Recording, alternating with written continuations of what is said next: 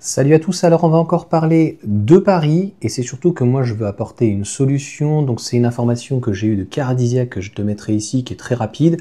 La mairie de Paris est anti-voiture, je dirais qu'il y a trop de voitures, mais il y a peut-être trop de voitures parce qu'en France il y a peut-être trop de personnes, donc ça c'est un problème et surtout sur, on va dire, des villes qui sont trop concentrées. Donc obligatoirement, quand tu as trop de personnes, quand tu fais trop de logements et que tu as trop de densité, et ça c'est depuis la loi SRU donc de 2001, obligatoirement, c'est systémique. Donc supprimer la voiture, pourquoi pas? Supprimer donc la voiture d'une manière individuelle, mais il faut trouver un service qui soit donc le plus correct. Je ne suis pas sûr que, voilà, enfin je ne sais pas comment le résumer, que ça soit au niveau des taxis, des fois c'est pas donné, tu vas avoir des VTC, mais bon, hier j'écoutais une vidéo, la personne disait ouvertement sur une libre antenne que lui il n'avait pas de permis, sans compter les histoires de viol qu'il peut avoir ou quoi, les transports en commun c'est pas foufou et des fois c'est un peu cher, le métro, ouais, c'est waouh, un peu compliqué. On n'est pas au Japon ici où les gens en fait sont civilisés, donc pourquoi pas. La route ça devient un petit peu aussi la jungle, donc voilà. Voilà ce que j'en pense. Donc bien sûr, il va y avoir encore des suppressions, et on ne peut pas comparer avec le temps du général de Gaulle ou autre, où nous étions environ, je crois, 30 millions. Aujourd'hui, on est plus de 60 millions, on est pratiquement 70 millions, 67, 68, 69 millions. Donc ça devient invivable, assez préoccupant, et je sais pas.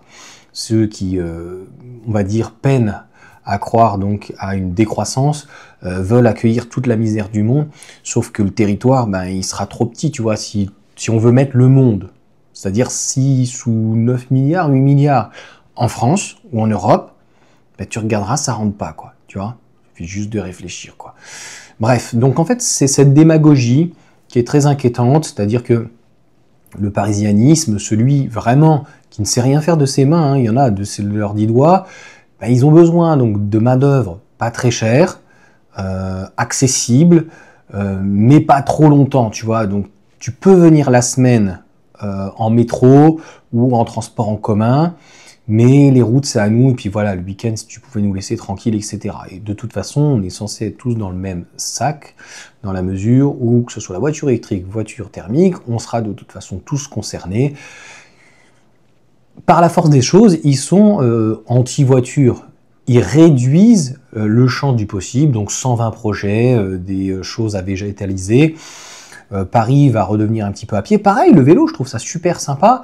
Il y a deux contraintes dans Paris et dans le Nord, c'est le froid, c'est le fait que des vélos, c'est souvent seul ou éventuellement à deux. Il y a de plus en plus des cargos, mais les cargos, ça coûte très cher quand tu vois le truc Toyota.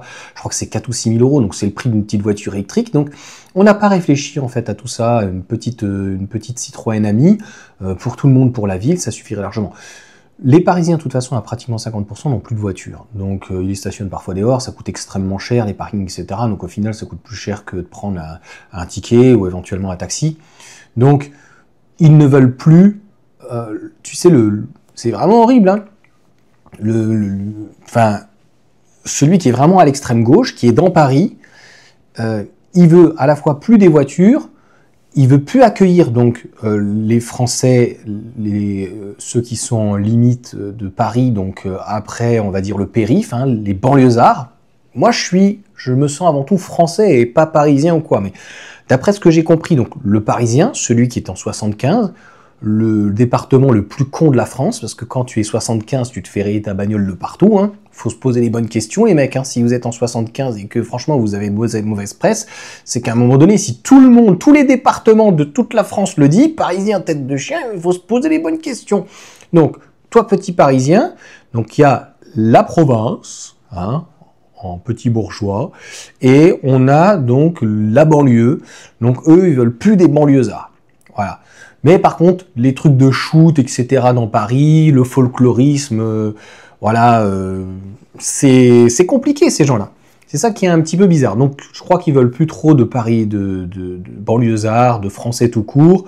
Par contre, quand ils parlent pas français, que c'est un petit Moldave ou quelqu'un de l'Est ou quelqu'un d'Afrique, et qu'il est pas cher et que en plus on peut éviter de le déclarer, ça les intéresse.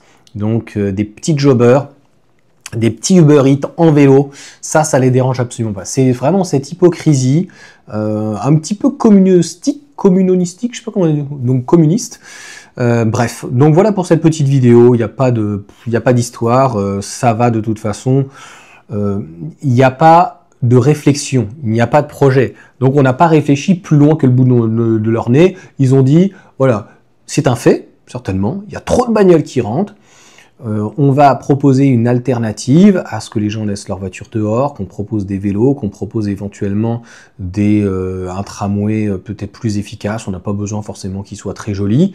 Mais quand tu vois des fois ce qui se passe donc dans les trains, c'est très très très inquiétant. On a une population, des personnes qui sont des sauvages. Il y a un problème d'insécurité en fait dans ce pays.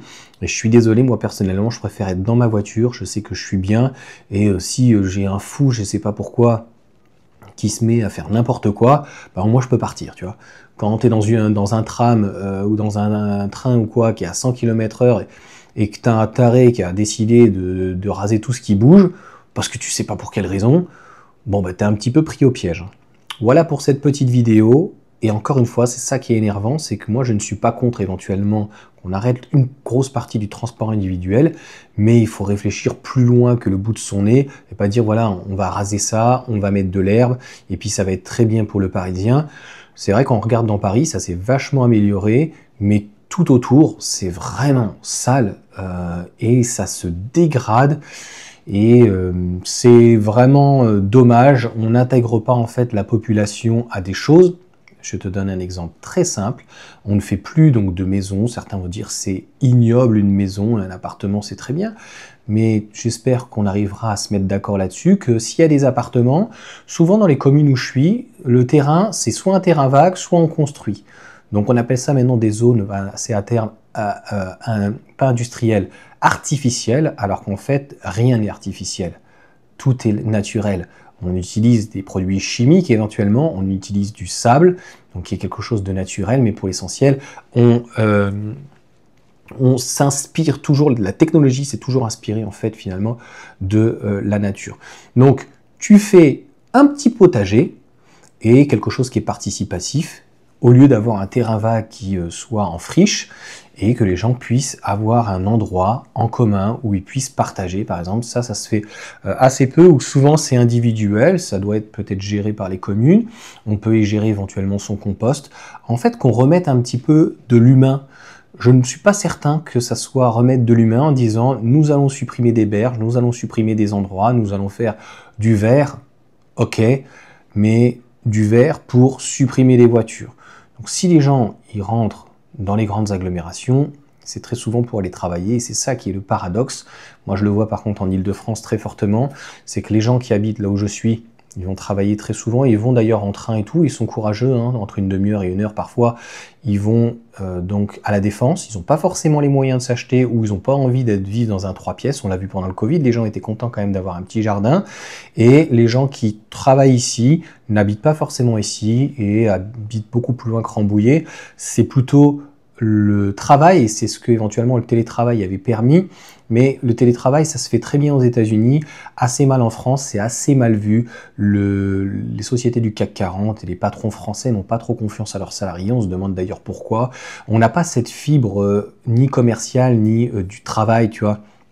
Si tu veux, aujourd'hui en France, tu peux ne plus travailler, et puis on te donne les aides sociales, et puis c'est très bien, quoi. Donc j'ai envie de te dire que, voilà, on te donne pas le goût. Aux États-Unis, j'ai quelques voisins qui sont en télétravail pour des grosses sociétés américaines, et voilà, ils vont jamais en fait sur place, ça se passe plutôt bien, il y en a de plus en plus, et d'ailleurs je le vois, c'est très dense le lundi, très dense le jeudi, mais souvent les gens ne vont pas le mardi ni le vendredi.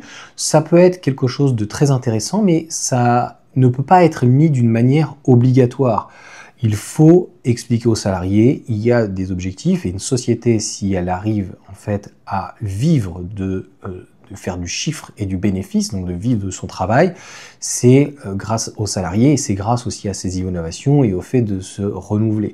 Donc sans ça, eh bien, l'entreprise ne peut pas faire vivre des salariés qui, franchement, n'ont pas la culture. C'est tout ça, la culture du business. Mais ça c'est tabou. Ça, c'est tabou en France. Donc je te dis, c'est vraiment globalisé, beaucoup plus loin. et des sociétés qui sont à la Défense ou autres, ou dans Paris, mis à part tout ce qui est manuel, hein, plomberie, électricité, chauffagiste, poser des cuisines, des fenêtres, là tu peux pas délocaliser, mais tu peux pas faire du télétravail. Mais il y a beaucoup de métiers où on aurait pu, et ça aurait permis donc d'éviter ce type de flux, moi comme je le vois, comme je te dis, donc, et de réduire, on va dire, cette part de consommation. Encore une fois, c'est pas parfait parce que ça veut dire que la personne est sur place, la personne consomme, la personne ne consomme plus dans ces cas-là ces tickets restaurants à des endroits où il y aurait des restaurants ou quoi, donc ça a un impact. Il n'y a plus de business, je vois beaucoup d'amis taxis qui, le business n'est jamais revenu, donc voilà, ils font beaucoup de trucs type sécurité sociale, etc., mais le business n'est pas revenu, donc attention à ce qu'on déplace. Ça peut être aussi destructeur en termes donc d'économie et ce n'est pas forcément parfait. Ça a aussi donc un impact. Tout a obligatoirement un impact, donc c'est trop facile de dire on fait comme ça et on occulte un petit peu les autres parties, comme je viens de te l'expliquer. Donc il y a le fait donc d'être à la maison et ne plus consommer donc à l'extérieur. Le fait, par exemple, c'est ça que je voulais dire et avant de quitter la vidéo, c'est un peu comme le papier. Donc aujourd'hui on fait des fois les deux. Maintenant, on ne peut pas dire que ça soit la dématérialisation très écologique. Ça va dans des big data. Ces big data, en fait, sont réchauffés et refroidis par des climatiseurs, pour faire simple, en tout cas un chauffage, un mode de chauffage. Ça a aussi un impact. Donc, on dit détruire un arbre. Bon, après, le papier est recyclé. Ce papier-là, on peut en refaire du papier. C'est pas le papier le problème, c'est l'encre, d'ailleurs, donc qui est hautement polluante. Donc, moi, je suis pour, à la limite, qu'on supprime, tu vois, ces emballages-là. J'ai fait une petite vidéo sur Bon Plan à petit prix, sur ma petite chaîne. Donc, 2 € les 3 casseroles. Donc, j'ai envie de te dire, pourquoi s'embêter? Donc, moi, j'essaie de profiter de la mondialisation, puisqu'en fait, on se rend compte qu'à 2 €, on ne perd pas d'argent a priori, donc ça se vend très très bien. Donc, tout ça, tu vois, c'est des choses en termes de packaging, de carton, ça pourrait être réduit. J'ai même enlevé finalement les poignées, et je vais mettre cette poignée-là, tu vois.